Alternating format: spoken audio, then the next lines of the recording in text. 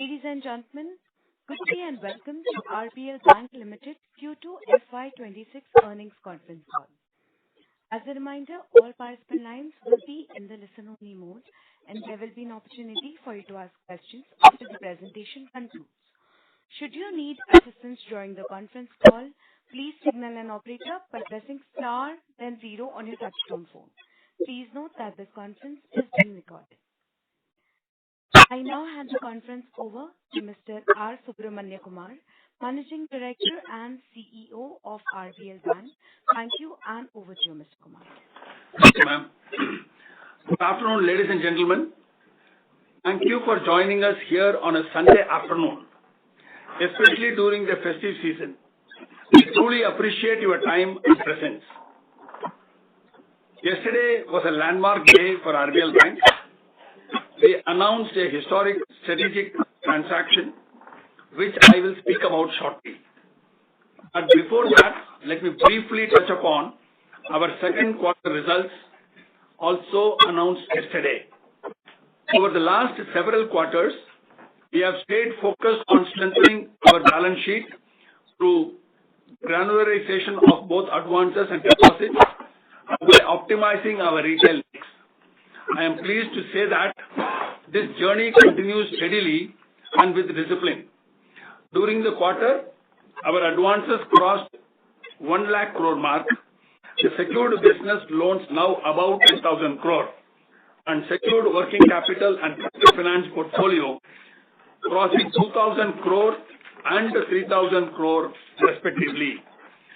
Our secured retail and commercial SME businesses continue to grow healthily. The wholesale banking remains a key growth driver, contributing meaningfully to advances, low-cost deposits, and profits. Our branch-led retail asset business is scaling up well, with over 60% of the leads now sourced from the branches. In fact, our entire organic gold business originates through branches, helping us to keep the acquisition cost low.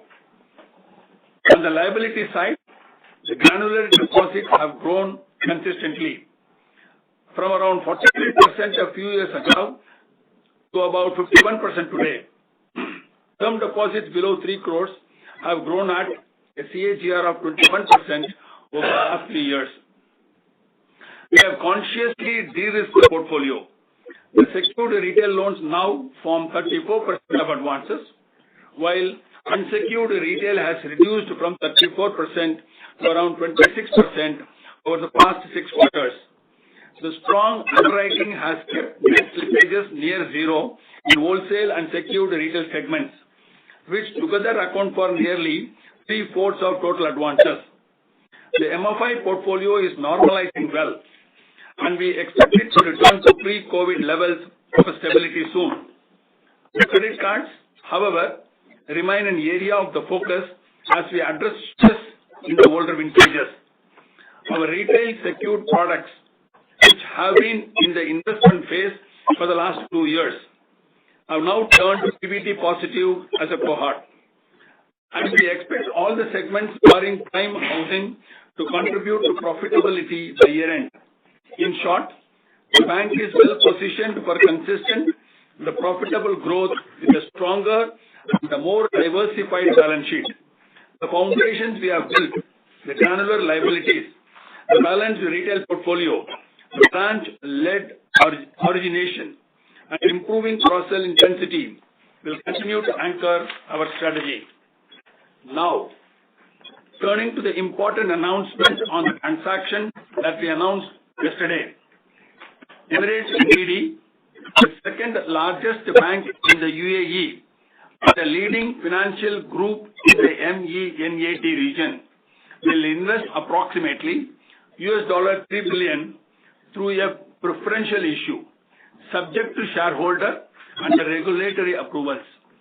Acquire a 60% stake in RBL. This will also trigger an open offer as per SEBI guidelines. Post completion, the Indian business of Emirates NBD will merge with RBL Bank. This infusion will take our net worth to around 42,000 crore and position us among the best capitalized banks in the country. It enables us to accelerate growth across our existing businesses, invest meaningfully in technology, brand, and distribution, to create a stronger and more diversified income streams. Parent NBD brings not only the capital, but also the deep global banking expertise, digital innovation capabilities, and access to the vibrant trade corridor between India and the Middle East. This partnership marks the beginning of a new chapter for RBL Bank, a transition from stability to sustained growth, from selective participation to the leadership in chosen segments, and from being a mid-sized Indian bank to a future-ready institution backed by one of the most respected financial groups in the region. We believe this transaction will create a long-term value for our customers, employees, and shareholders, and reinforce our position in India's fast-evolving banking landscape. Thank you, and thanks once again to all of you for coming on a Sunday afternoon. Yeah, we can open up for questions. Thank you very much, sir. Ladies and gentlemen, we will now begin with the question and answer session. Anyone who wishes to ask questions may press star and 1 on their touchtone phone. If you wish to withdraw yourself from the question queue, you may press star and 2. Participants are requested to use only handsets while asking a question. Ladies and gentlemen, we will wait for a moment while the question queue assembles.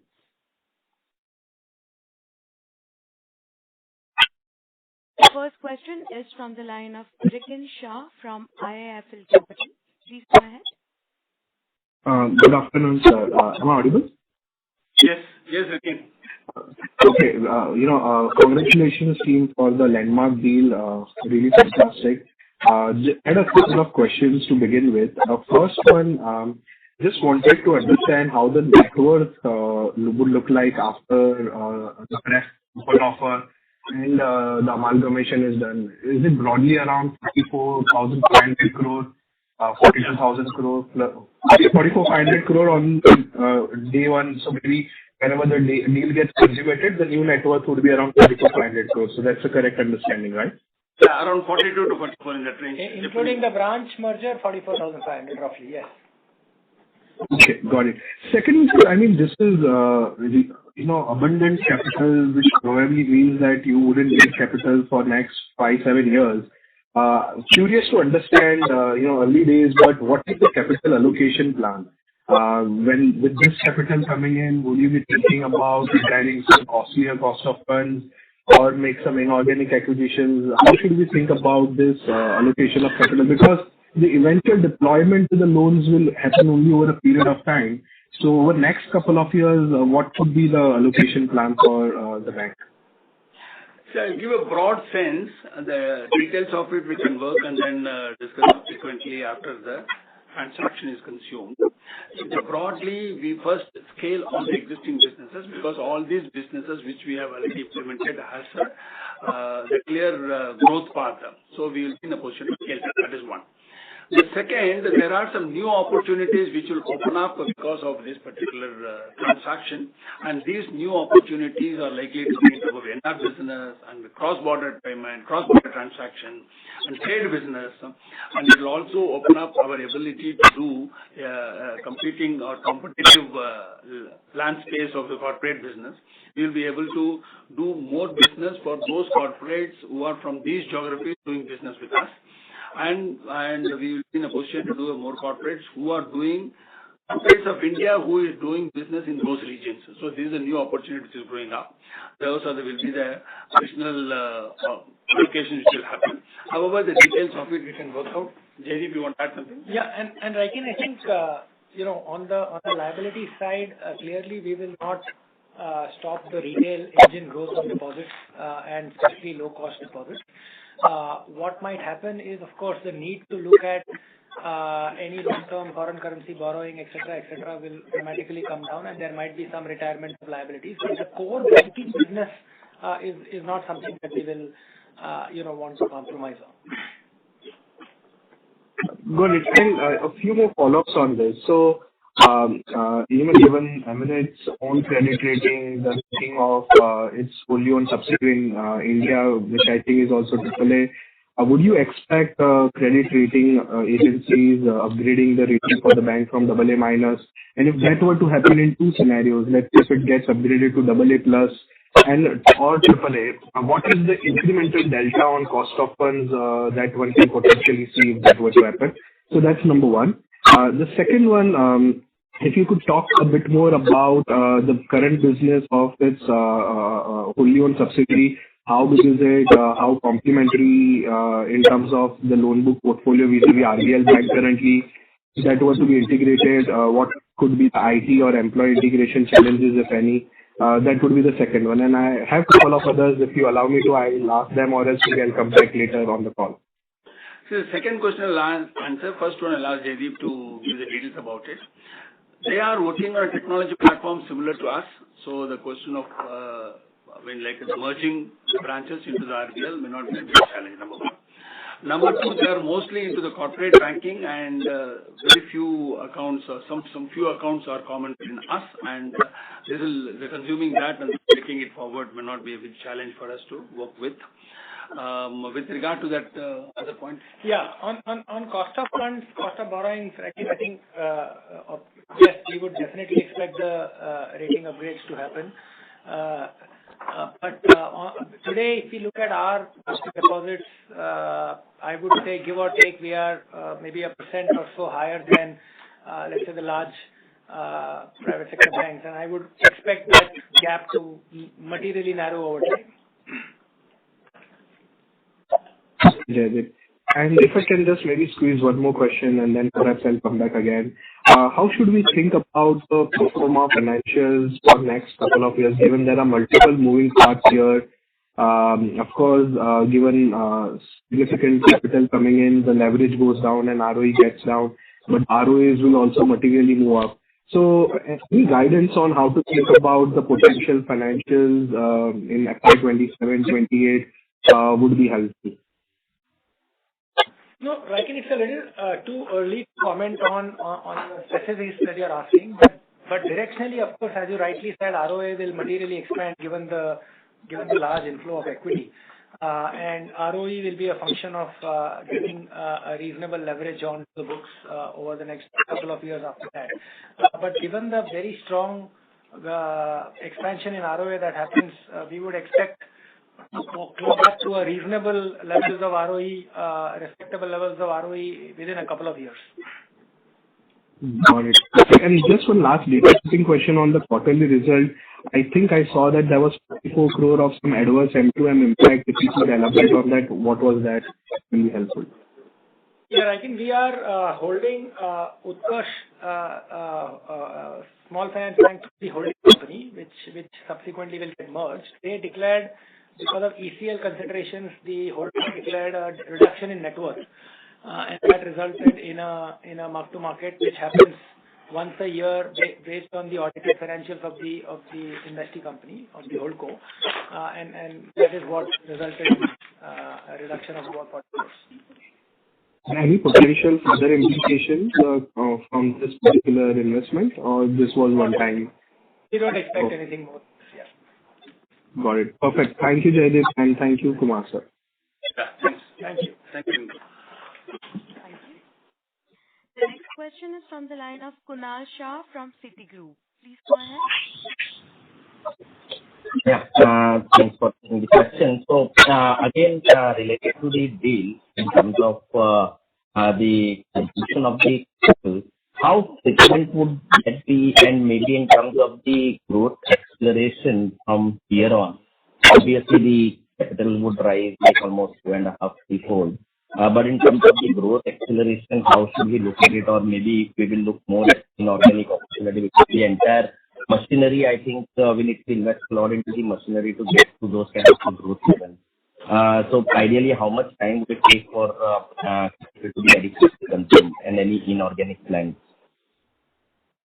See, right now, when you look at the opportunities, we don't say that the opportunities for inorganic cannot be ruled out. Yes, it is also the one more.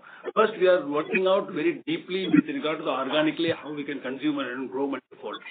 Today, our capacity, which we have built it in respect of all the businesses and as well as the delivery machinery, will facilitate us to achieve a fairly higher growth level than what you have been seeing it for the last couple of quarters.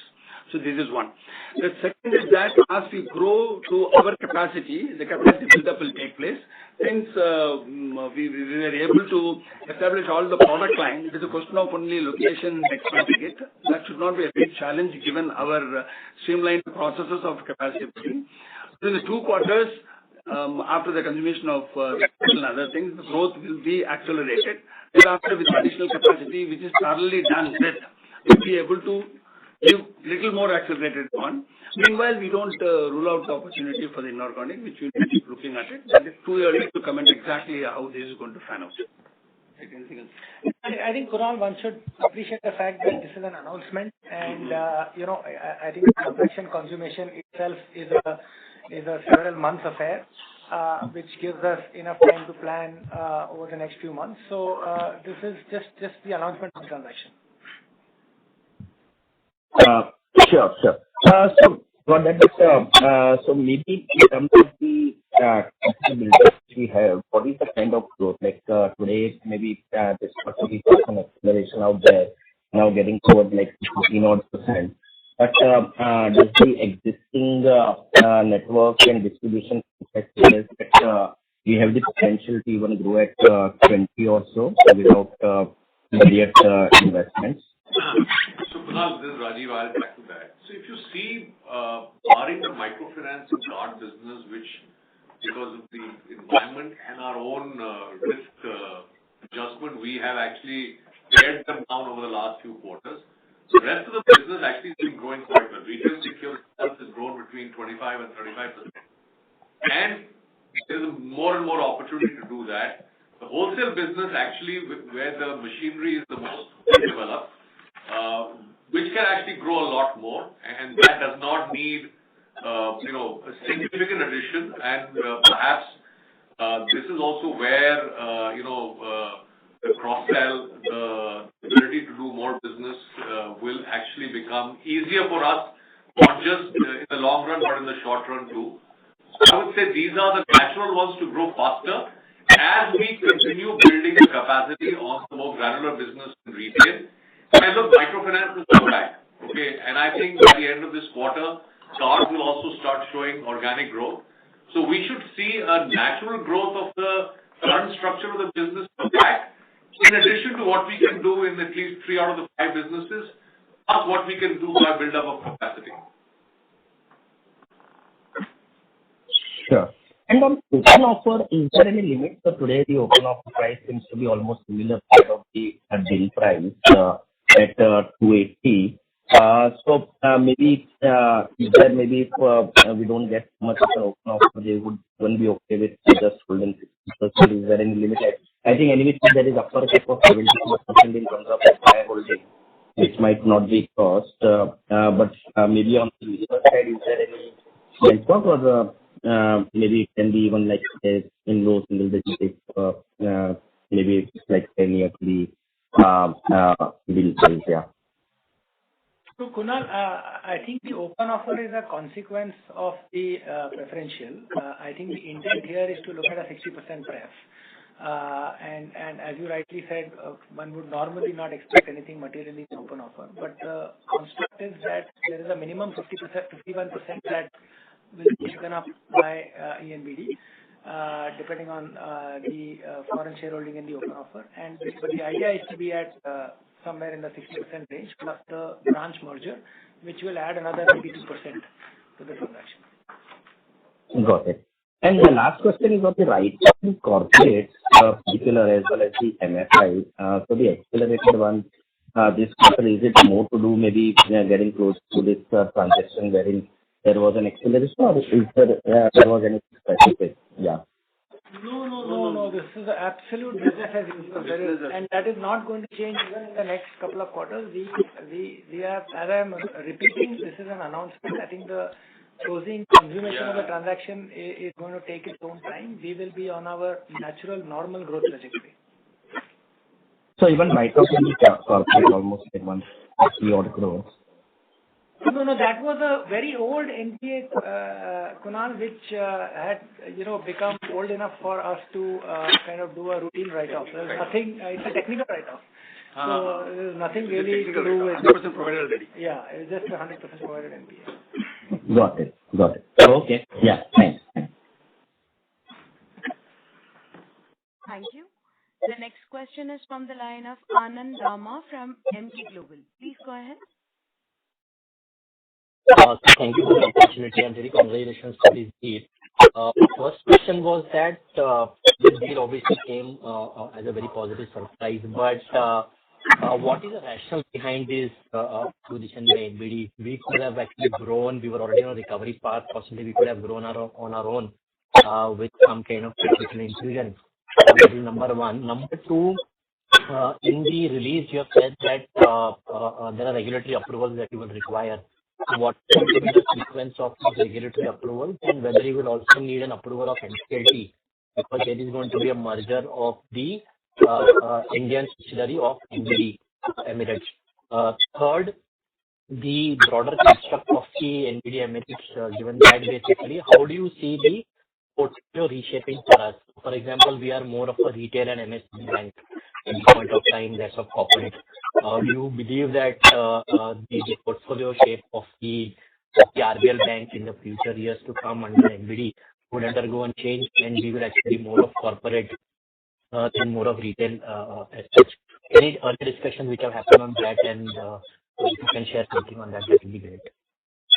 See, one of the biggest attraction of RBL is the retail franchise and the retail growth story which has been seen and its execution capacity, and at the same time not giving up its ability to grow in the corporate. This is the first basic principle, and the vision with the strategy will be built thereafter. It will be by scale for the existing business and addition of the new business.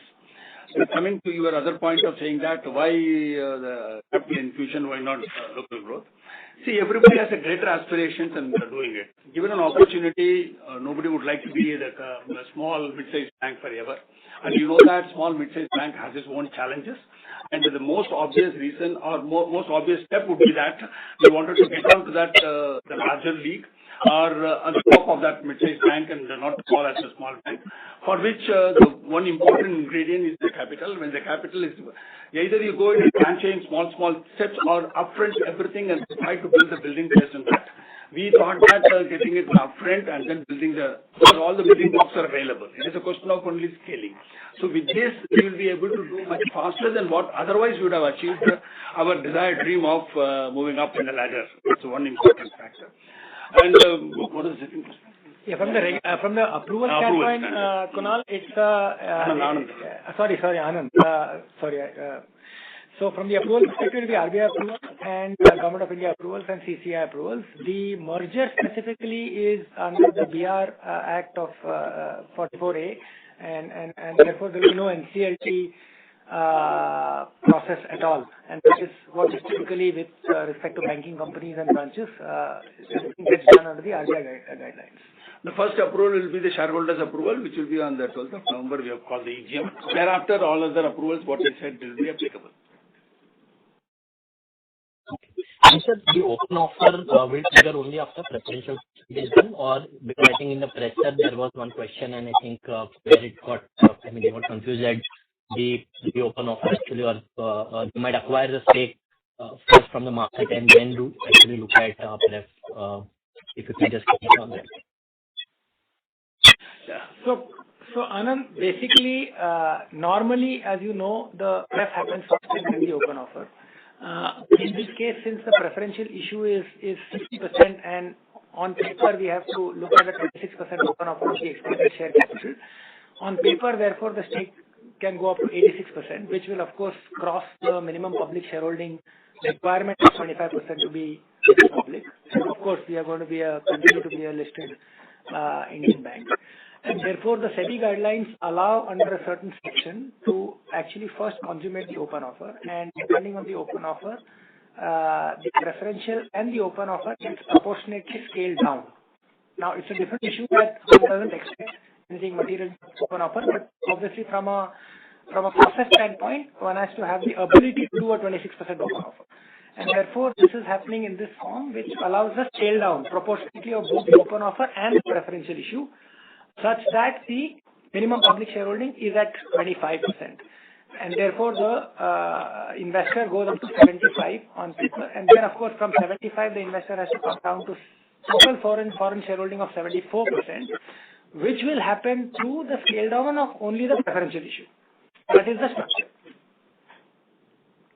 Okay. In that case, first the approval actually will come for open offer, or it could be an open offer in next 1 odd month, and thereafter we can go. So open offer is after all regulatory approvals. RBI, Government of India. Yes. Okay. So you will have first all approvals in place, and then first the open offer will be launched, and then the pref placement. The pref will happen within 15 days of the closure of the open offer. Okay. That's very helpful. Thanks. Thank you. Thank you. We'll take the next question from the line of Jayant Kharote from Axis Capital. Please go ahead. Thank you for the opportunity.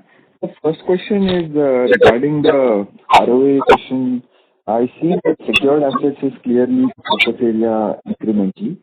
If you can call out a couple of products there where you can see that in the next 3 years, the size of such products can become, let's say, 2x, 3x, or anything that you can guide us in terms of the size. Basically, what we're trying to understand is which will be the drivers for incremental growth. If you are sitting with such large networks, you can build a size of books over there. If you can call out that is first, and second, just follow up on that.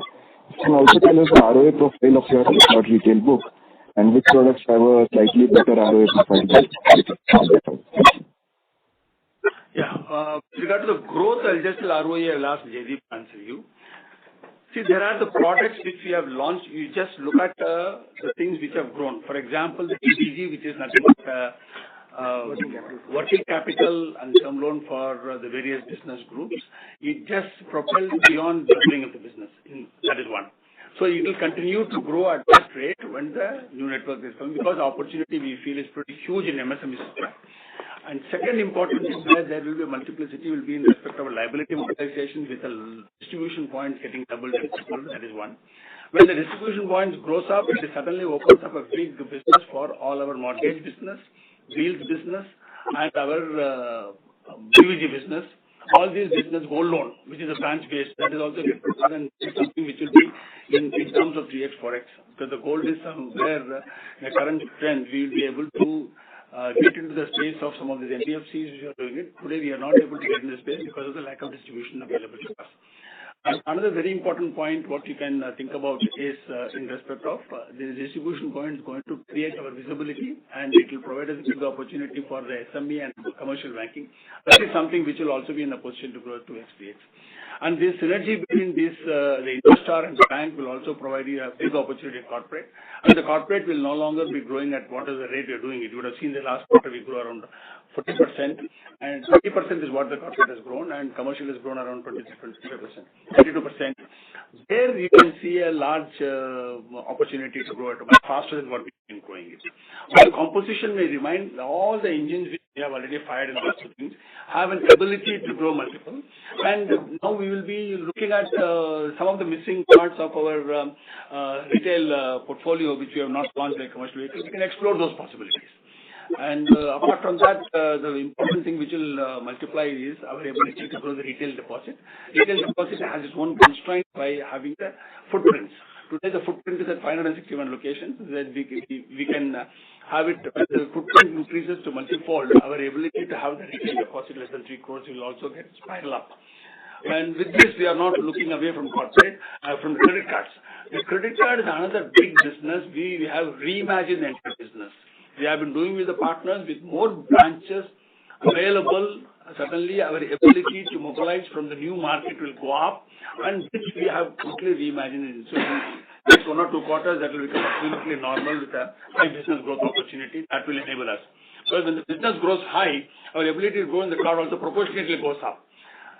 So is our microfinance, which is coming out of the world now, and it may not be spiraling very high, but it will be fully utilizing the capacity, and it will no longer be the only vertical which is contributing revenue, and with its CGFMU and other coverage we have taken, it will be able to sustain any down cycle.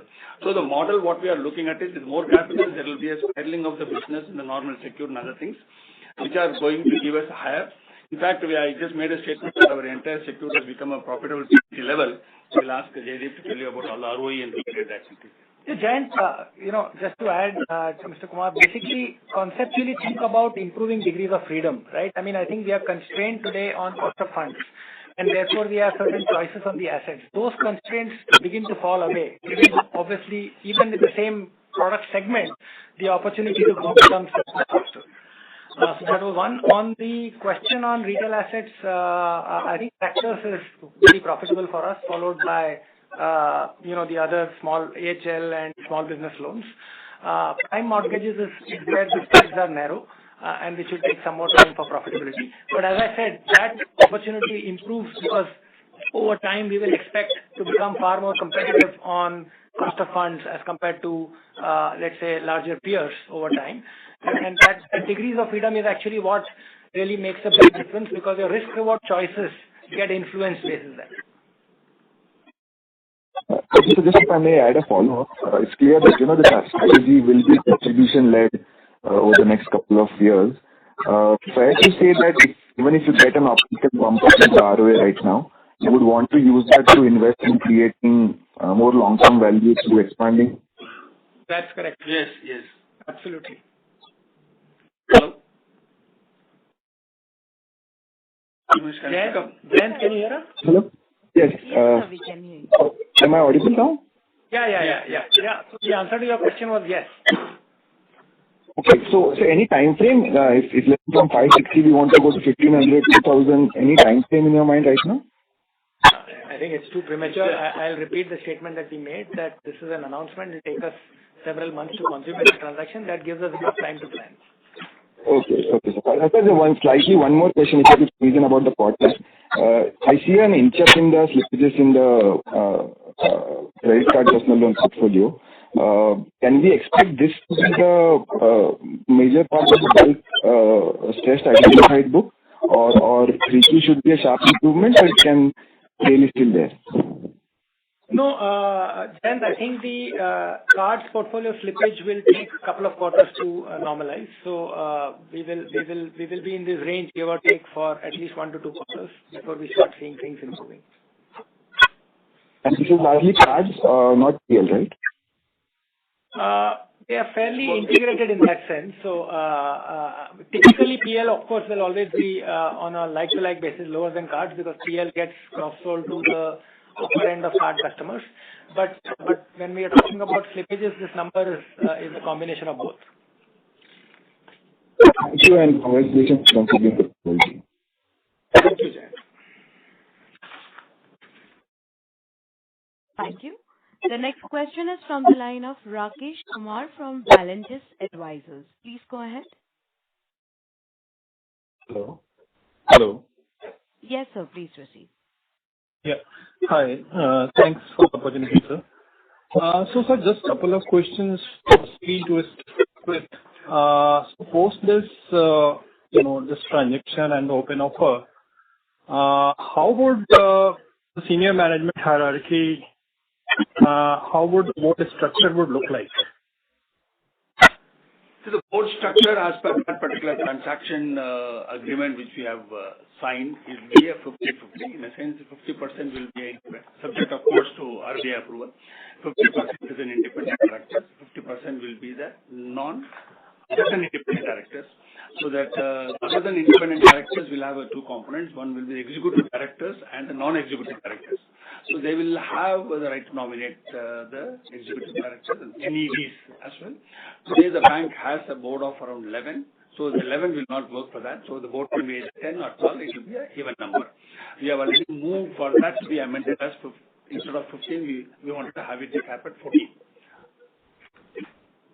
Okay. So net, how many representatives they would have post the transaction? See, that is what it is. 10, 12 or 14 is going to decide that particular number.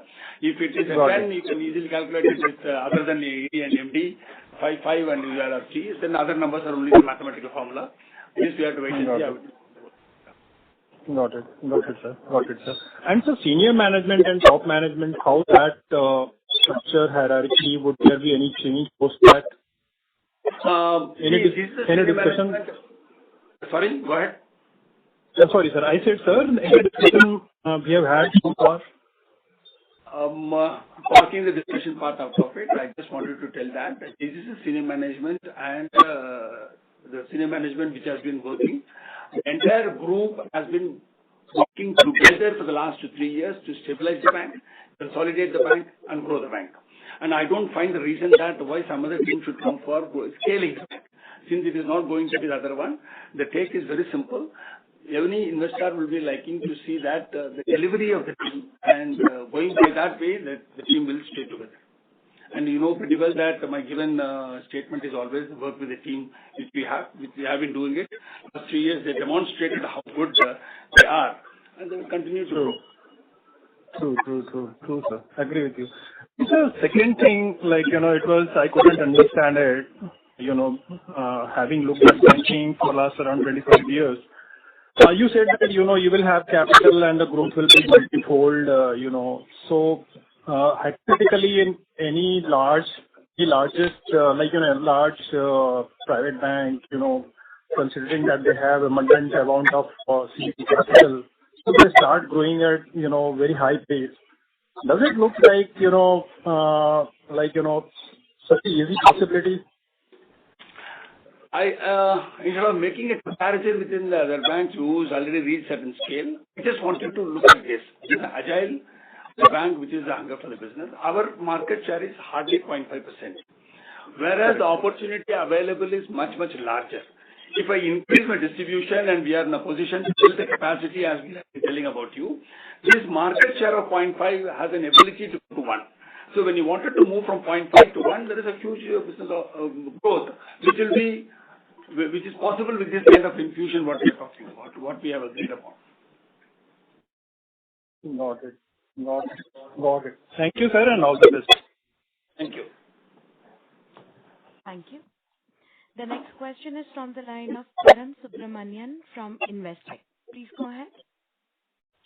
Yeah, hi. Thanks for the opportunity and congratulations on the deal.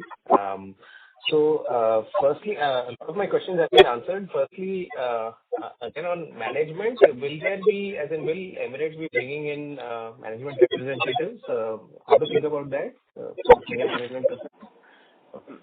Right now, as per the agreement which you have linked, it is a board which they are talking about. The management will continue as it is, as per the agreement I'm talking about. And we can't predict beyond 3 years or 4 years. I'm talking about the current short-term understanding what we have and what is increased. And fortunately, their business is quite small, right? So we don't expect any material overlap at all. Fair enough. Okay. And secondly, see, I heard a lot about, so for example, you mentioned that your cost of deposits come down.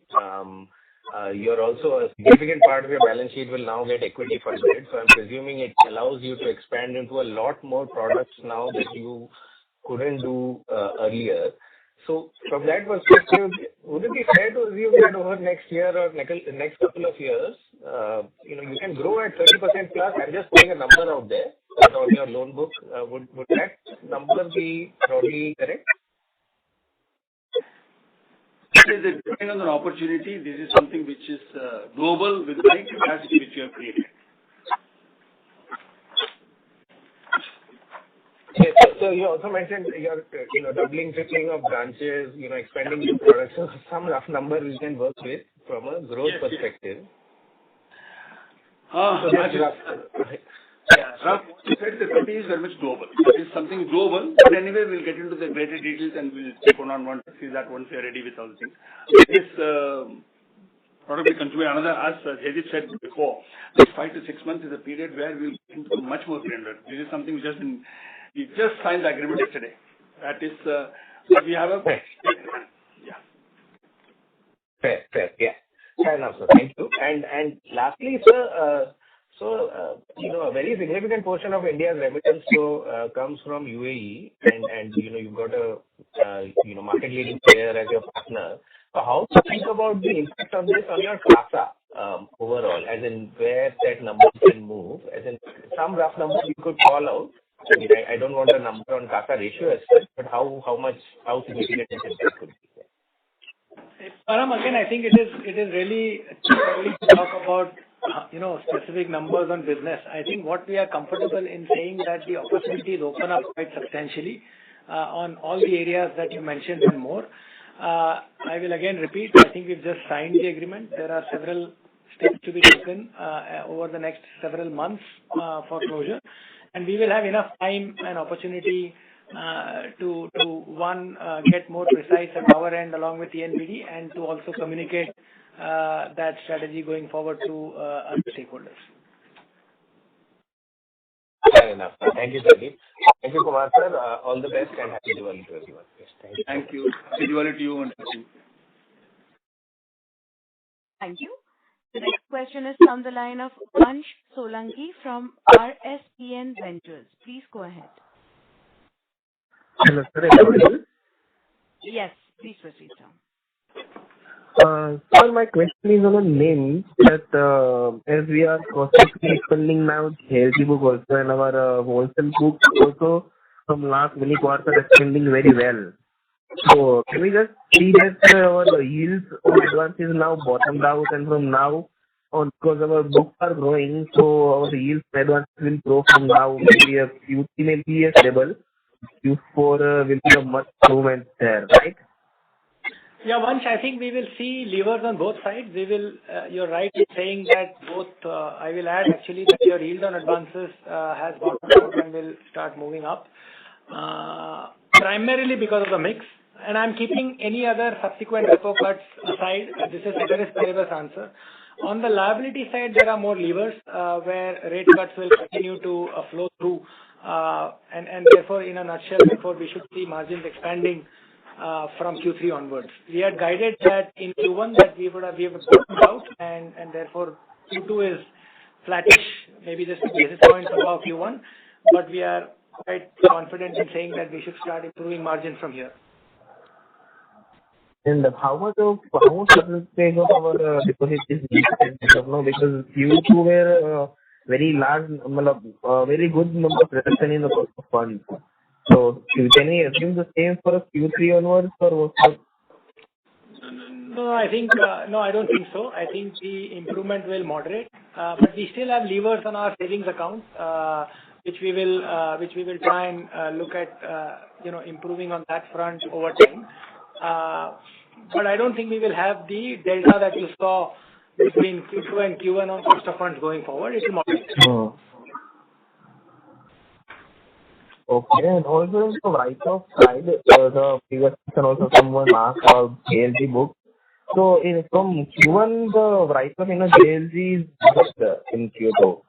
So is there any problem or on ground, or what's up? It is business as usual. No, once we have a 365-day write-off policy. If you recall, the stress in the MFI book started from Q2 of last year. So, yes. Actually Q3. So this is the write-off that you're seeing in Q2 is what slipped in Q3 of last year. So it's just a mathematical outcome of the slippages that we saw over the last 3-4 quarters. Okay, sir. The last question is on the other income. I just saw that our fees income are increased in last 1 year from last Q2 also and Q1 also. But still our total other income is almost not has increased so much. There is a 13% decline YOY. So is there any other part of other income which is not increased in that line?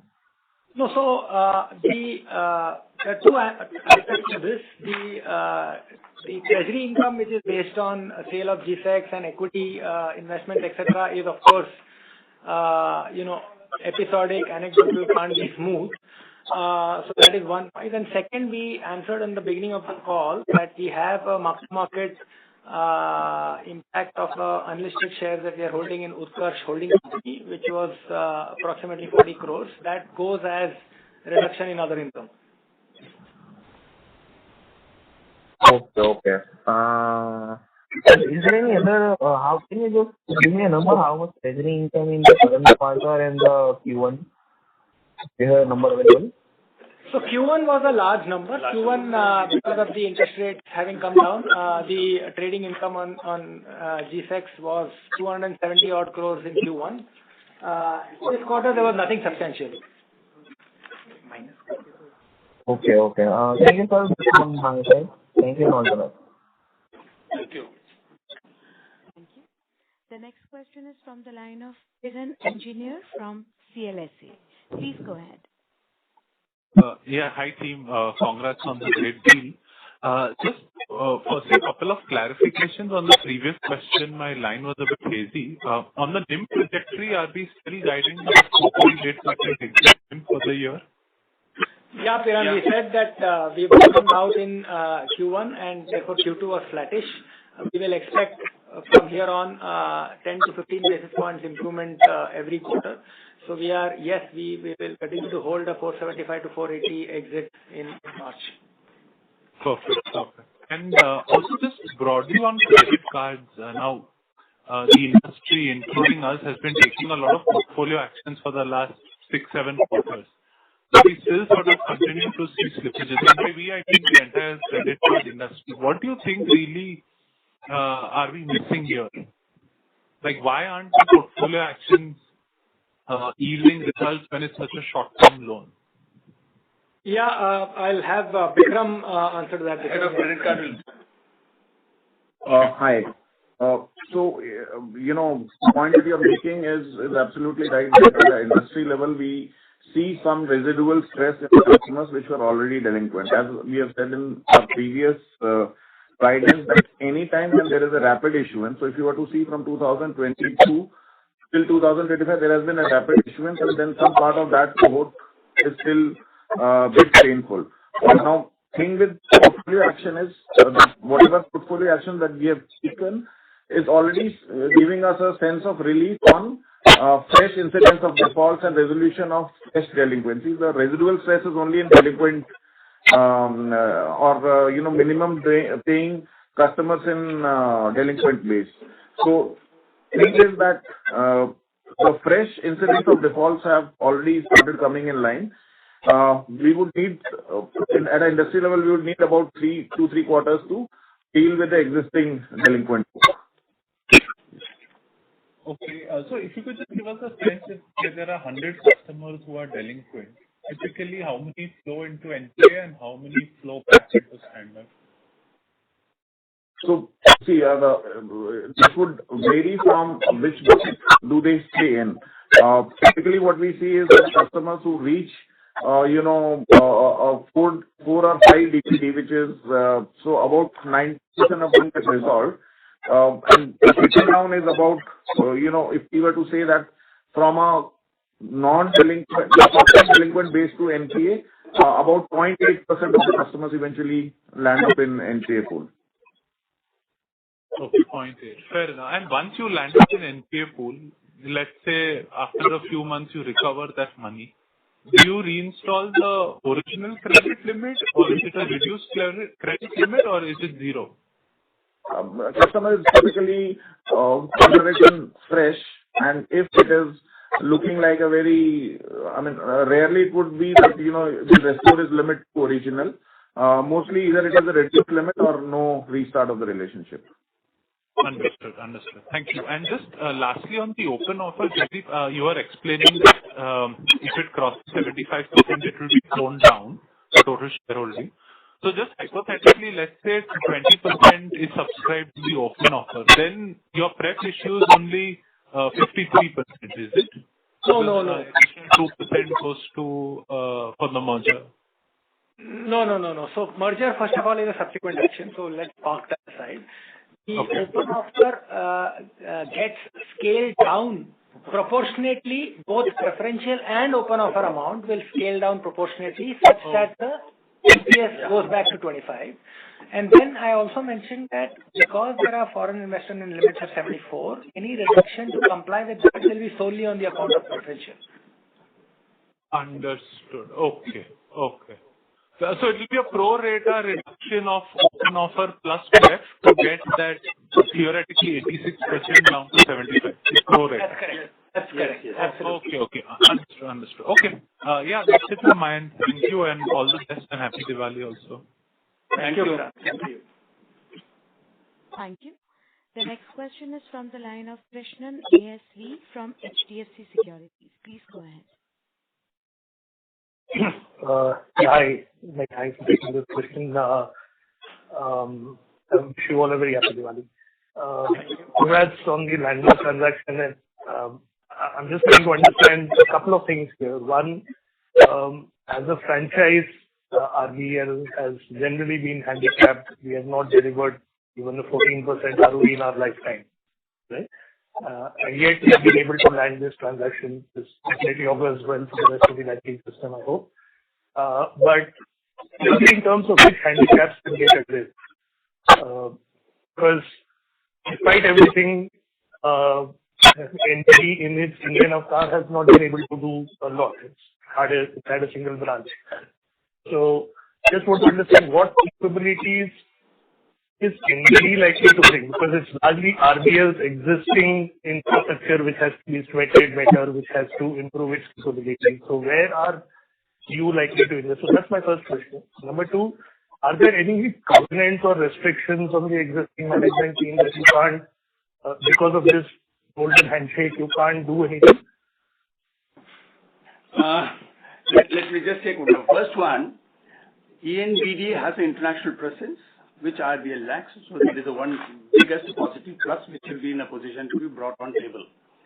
Number two, ENBD is operating in a geography where there is a large Indian presence is there. So the Indian presence, the roots will always come back to India. So that is also going to provide a big opportunity for the RBL to reap upon.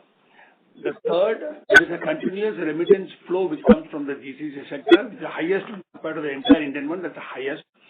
So right now, if you ask me that RBL's share of that particular payment business is very restricted or is limited because of our limited geography and other things. Now, with this particular synergy which is going to bring up, there is going to be an acceptance of RBL as a bank for opening NR accounts as well as for sending the remittance back. This is going to be another synergy. The third is that they are working in a geography where the large group of our Indian corporates are dealing with, which we have been not able to deal with earlier. It is opening up a new opportunity for Indian corporates operating in geography, the corporates of UAE and GCC operating in India. So it is going to be a two-way channel which is going to provide us a bigger opportunity. And naturally, the bank distribution will expand because of, you asked about the gap. The gap was that our capital ability to raise the capital, we can do always in tranches, 1,000, 2,000, 3,000 for doing the growth of that particular period. So this is upfront, we can have a large distribution which can be created, which will catapult or multiply our ability to grow in all the areas that we have done. The second part of the question was with regard to what? Management. Covenants.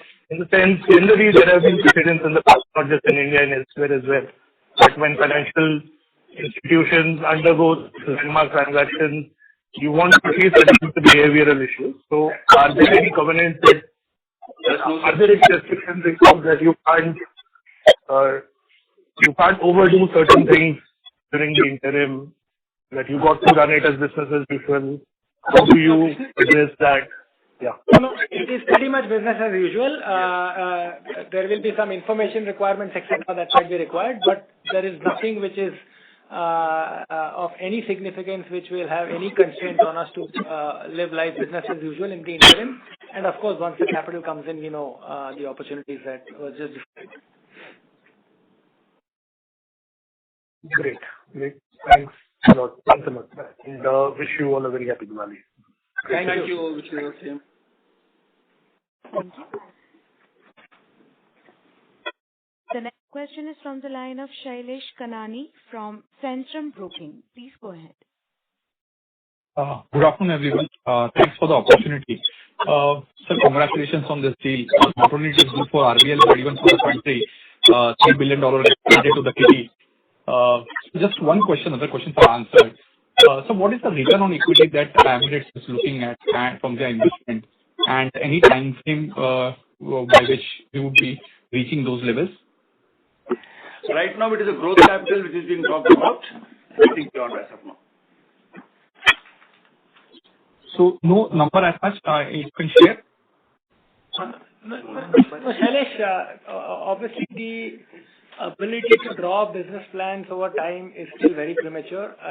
As I've said multiple times before, this is just an announcement. We will have many steps before we consummate the transaction. There will be enough time and opportunity for us to fine-tune our thinking and also communicate that to stakeholders over time. One data point, however, having said that, EMBD is running at about 90 to 20% ROE. So hopefully we'll. That would be great. Thanks a lot. Just a small question on the quarter. What would be a write-off pool from MFI and CCA? And this quarter, the recovery seems to be less from the MFI side. It is only 9 crores. So if you can throw some light on that. It goes in interest also. Yeah, so that was nothing unusually different from the last quarter. It is similar. And write-off is also, technical write-off is really a aging situation. So MFI gets technically written off over 365 days and cards over 120 days. So there is nothing unusual or different. The numbers reflect, in MFI's case, what would have happened 4 quarters back, and in cards case is just 120 days. JD, what would be that pool? Means if you can quantify that pool? In MFI? Yeah, both. MFI should be written off in this quarter, you are saying? Only this quarter? In general, written off pool, just getting some gauge into the recovery if that can be accelerated, because we have done good written off in the last 12 months. Yeah. About 1,500 crores of pool in MFI, which is being technically written off. And how would, if you can throw some light on the recovery from this pool? See, normally the recovery is in the range of around 0.6 to 0.8%. However, the efforts are per month. So this is something which we are working for, increasing it to the tune of somewhere 0.9 to 1 per month. And this is also a function of the rural economy. So as the stress weans out and as things turn around, we will also hope to see the improvements in recovery over time. But it's not going to be a game changer. It's going to be this 75 basis points to 1% per annum range. Okay, fair enough. Understood. Thanks a lot and best of luck. Thank you. Thank you. Ladies and gentlemen, we'll take the last question for today from the line of Jay Mundra from ICICI Securities. Please go ahead. Hi, good afternoon, sir. Congratulations on the transaction. Sir, only one question. If you can share your preliminary thoughts on the ECL transition. We have had, we have portfolio which is inherently more risky, has more PD and almost very high LGD. This is the draft guidelines. If you would have, how would it impact the running credit cost and maybe the one-time transition? Thank you. So Jay, broadly, the one-time transition should be in the range of about 6 to 8% of net worth, current net worth. Not a material number. That's one. And I think the impact on an ongoing basis would be that because in terms of credit cards, for example, we have pretty much full provisioning in 120 days. I don't see that as a material impact on an ongoing basis. I think we will have some increase in wholesale book because trade finance book gets added from a standard asset provisioning perspective. So my rough estimate should be that the 40 basis points that we have today maybe goes up to about 60 basis points. Sir, the way I look at it is the SMA 1+2, right? While you have a large proportion of banks slipping in the current setup in credit card and MFI book, so anyway you are providing. Under ECL, you will have to provide on the fresh formation also, right? Which is also 3%, if not higher. So does that mean that you have slightly more structural credit costs in the current loan mix format? So, Jay, the point still is that, if that slips into NPA, it anyway gets taken care of in today's math at an accelerated manner. So therefore, so if theoretically we were providing, let's say, cards, this is the RBI guideline of unsecured, which is 15%, 25%, and 100% over 3 years, then yes, that would have been a material impact. So when SMA 1, SMA 2 flows into NPA, it anyway gets fully provided. So including that, I don't think there was an but Ramesh, you want to add? No, I think, Jay, the question is, we have stage 1 provisioning which will come through for cards and MFI, which actually you could think about when you look at peers in the NBFC space who are listed, it will be something similar. Most logically, you will see some release in provisioning on the secured side, given the loss given default is much lower. And like Jaideep said, on the non-fund book in the wholesale segment, you will see some increase because of the nature of the balance. It's not on the balance sheet today for us. But that book is pretty much on the entities we do business with are very well rated. In most cases, better than the overall corporate portfolio. So that impact will be minimal. But the big delta will be on stage 1, stage 2, primarily in the unsecured businesses. And that I think would be similar to what you see for other peers in the industry. Right. No, that helps a lot. Thank you and all the very best. Thank you. That was the last question for today. We would now conclude the Q&A session. If you have any further questions, please contact RBL Bank Limited via email at ir@rblbank.com. I repeat, ir@rblbank.com. On behalf of RBL Bank Limited, we thank you for joining us, and you may now disconnect your lines. Thank you.